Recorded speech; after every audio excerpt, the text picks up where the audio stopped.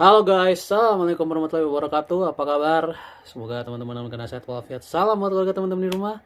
Salam sepak bola. Perkenalkan gue aja, gue sini di sini suka membahas bola. Lama banget nggak bikin video ya. Jadi di video kali ini gue akan membahas tentang pertandingan yang baru saja selesai, semifinal Piala AFF U23 atau Asian Championship sekarang namanya, antara Indonesia versus Thailand yang berakhir dengan kemenangan Indonesia lewat adu penalti yang sangat ketat ya, adu penaltinya, dimana 90 menit sampai 120 menit bahkan skor 1-1 ya, sama kuat. Oke, mari kita bahas pertandingannya terlebih dahulu ya, sebelum nanti ke hasil. Dari babak awal ada perubahan yang cukup menarik yang dilakukan oleh Gerard Vandenberg di pertandingan kali ini, di mana yang menggantikan Arkan Fikri di lini tengah itu ternyata Donitri Pamungkas. Ya, Donitri Pamungkas ya, bukan Raihan Hanan. Gue tadinya nyangkanya Raihan Hanan akan main ya di tengah, kemudian Victor Detan yang akan main. Tadinya gue kira akan gitu. Ternyata Raihan Hanan tetap main di kanan, Rizky Arjuna tetap main di kiri, dan di tengahnya itu Donitri Pamungkas. Dan di belakangnya sebagai duo pivot ada Robi Darwis dan Dion, bukan Tony Firmansyah ya seperti biasa. Dion ternyata yang main. Oke. Seorang playmaker ya yang main, si Dion itu kan playmaker ya, bukan gelandang pekerja keras tau gue ya. Oke, dari babak awal ternyata perubahan ini untuk gue pribadi ternyata hal yang sangat positif ya, perubahan ini. Kenapa? Karena ternyata lapangan tengah ini jauh lebih hidup ya, jauh lebih hidup dan jauh lebih seimbang kalau menurut gue ya. Lapangan tengah ini jauh lebih seimbang. Kenapa? Karena Donitri punya capability passingnya yang bagus ya. Kemudian Dion juga punya capability passing yang bagus. Jadi berkat kerja keras dari Robi Darwis juga ya sebagai gelandang pekerja keras, kemudian Dion dan ada Donitri juga, permainan di lapangan tengah itu jauh lebih mengalir, sangat mengalir, dan kelihatan Raihan Hanan pun tidak terlalu banyak fluid ke tengah ya, tidak terlalu banyak fluid ke tengah. Dengan hanya Donitri Pamungkas saja lapangan tengah itu sudah lebih cair, dan kelihatan Hanan, Rizky Arjuna itu di sayapnya jauh lebih hidup karena keberadaan Donitri Pamungkas yang one-two-nya bagus, making decision-nya bagus, meskipun ditaruh di posisi yang bukan aslinya. Ini perubahannya menurut gue sangat impactful ya, cukup impactful, di mana lapangan tengah Thailand mampu diredam sehingga Thailand harus bermain lebih sporadis ya, di mana Thailand berkali-kali men-skip lapangan tengah karena lapangan tengah mereka nggak menang berkali-kali harus. Tapi yang disayangkan, yang cukup disayangkan adalah umpan final third Indonesia ini sangat buruk, bukan buruk lagi, sangat buruk kalau menurut gua. Ya, sangat buruk. Dimana terlalu banyak bola yang tidak nyampe, sayang sekali ya.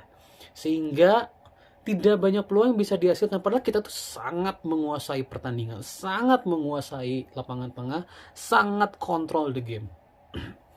Namun beberapa kesalahan elementer kayak making decision, bobot passing yang tidak nyampe, bobot through pass yang tidak nyampe, crossing yang kadang ketinggian, kadang terlalu ke bawah, kadang ya apapun lah, bola itu jadi tidak enak untuk Jens Reven jadinya. Padahal Jens Reven itu adalah tipikal striker yang sekali dapat peluang bagus, dia akan langsung konversi jadi gol. Tapi Jens Reven nyaris nggak dapat bola. Kenapa? Karena umpan final third-nya jelek sekali. Malah yang sering dapat peluang itu justru Rizky Arjuna yang dari tiang kedua, atau Raihan Hanan, atau bahkan Donitri tadi dapat peluang juga.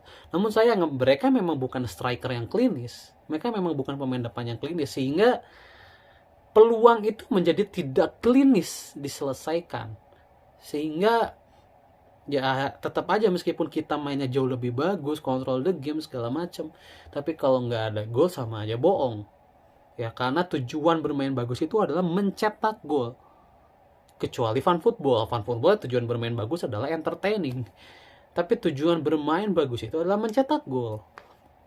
Kalau gol tidak bisa didapatkan ya sulit juga gitu ya, meskipun bermain bagus. Oke.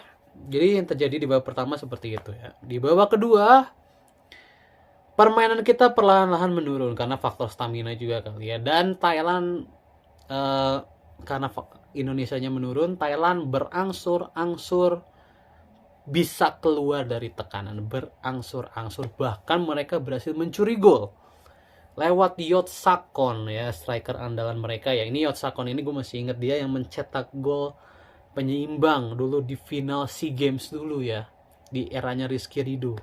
Gue masih inget banget nih pemain ini. Waktu itu dia masih 17 tahun, sekarang dia udah 19 tahun harusnya ya. Yotsakhon ya. Yotsakhon dia sekarang jadi striker utama di U23.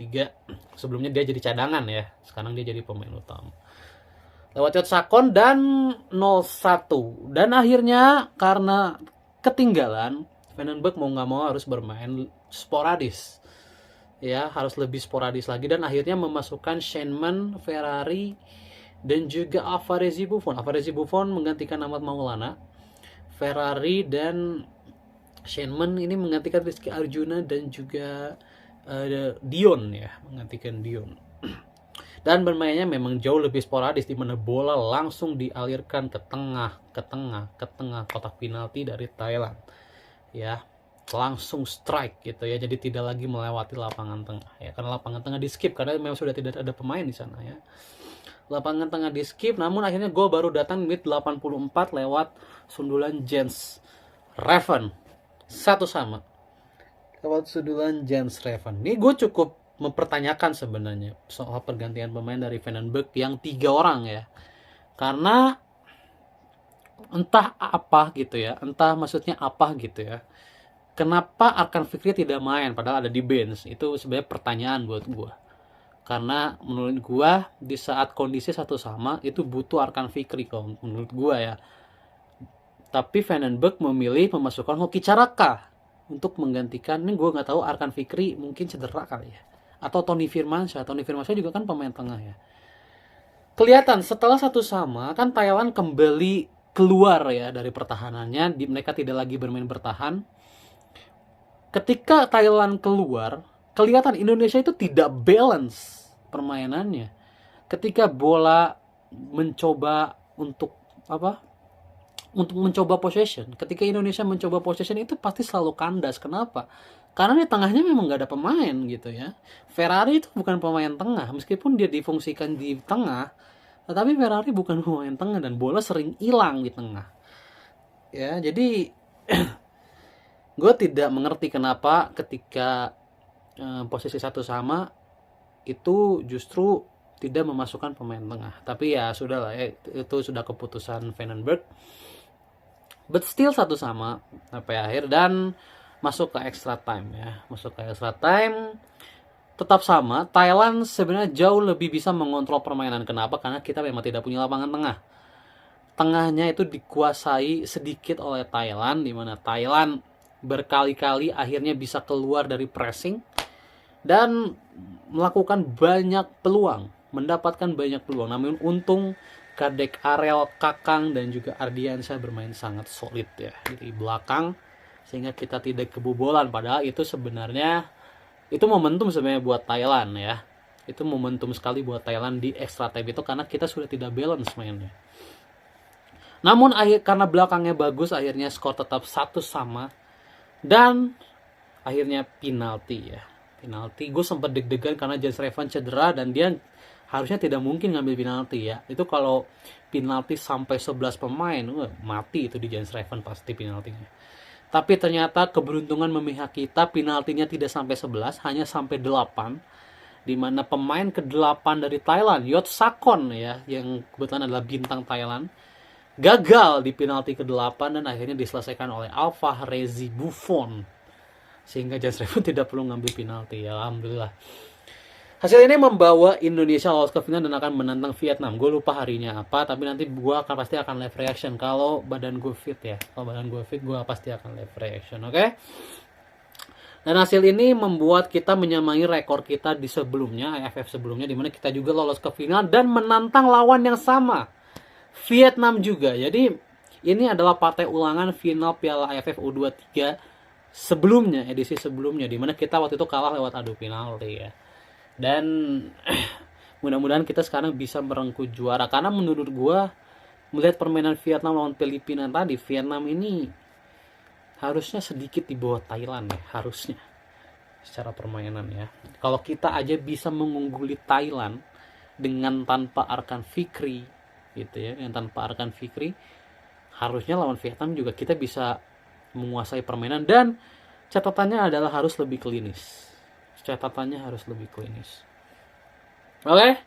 Dan gue ingin sedikit memberikan aplaus terhadap Gerard Vandenberg. Gue ingin sedikit memberikan aplaus. Kenapa? Karena Gerard Vandenberg menurut gue adalah pelatih yang berani. Ya, pelatih yang berani untuk memainkan sebuah pattern. Ya, gue mengerti kenapa Donitri yang ditaruh di situ. Kenapa? Karena dia punya akurasi kipas yang bagus, akurasi passing yang bagus. Makanya Donitri ditaruh di situ. Memang kelihatan one two dengan Donitri ini jauh lebih berjalan dibanding dengan Arkan Fikri sebenarnya. Namun sekali lagi Donitri ini tetap bukan pemain tengah. Dia berkali-kali off possession Donitri. Dia tetap sekali lagi bukan. Tapi capability Donitri yang punya passing luar biasa, ya ibaratnya visi main juga luar biasa, ini bisa dimanfaatkan oleh Vandenberg. Itu yang membuat gue sedikit aplaus ya. Dia bisa melihat capability pemain. Dia bisa melihat capability pemain. Jadi ya kalau gue sebenarnya ingin membandingkan dengan Kluivert ya, gue harapkan Kluivert juga bisa melakukan hal yang sama. Dia bisa memanfaatkan ya capability pemain yang ada gitu ya. Dan kelihatan Vandenberg ini pelatih yang jauh lebih keras ternyata ya. Dia pemain yang sering marah-marah, sering meneriaki pemainnya. Ini kan sangat berbeda dengan Kluivert ataupun Pasteur ataupun apa yang nggak pernah melakukan itu ya. Dan kelihatan potensi pemain ini di bawah Vandenberg untuk gue jauh lebih keluar potensi pemain U23 gitu ya. Padahal ini bukan U23 yang sebenarnya. Kan masih ada Hapner, masih ada Jenner, masih banyak pemain bintang kita yang tidak dipanggil ke ajang ini. Tapi melihat permainan yang ditampilkan so far selama 4 game, mungkin kecuali lawan Malaysia. Lawan Malaysia agak kurang kalau untuk gue. Tapi lawan Filipina bagus ya, meskipun cuma bisa dapat 1 gol. Lawan Brunei bagus banget. Lawan Thailand ini bagus. Ya, lawan Thailand ini bagus. Jadi applause untuk Vandenberg yang berani memainkan sebuah pattern sekali lagi. Nah, gue harapkan ke depannya kita lebih klinis aja sih di semua umur ya. Ini karena masalah mencetak gol ini menjadi masalah yang masih cukup kronis ya ternyata. Ya, di timnas kita di semua umur ya. Oke, itu aja. Congrats sekali lagi untuk Vandenberg yang membawa tim ini lolos ke final dan menyamai raihan Sintayong berarti ya kemarin. Semoga Vandenberg bisa membawa tim ini juara. Tapi gue optimis, jujur aja gue optimis kita bisa juara. Melihat permainan yang ditampilkan hari ini ya. Oke, itu aja.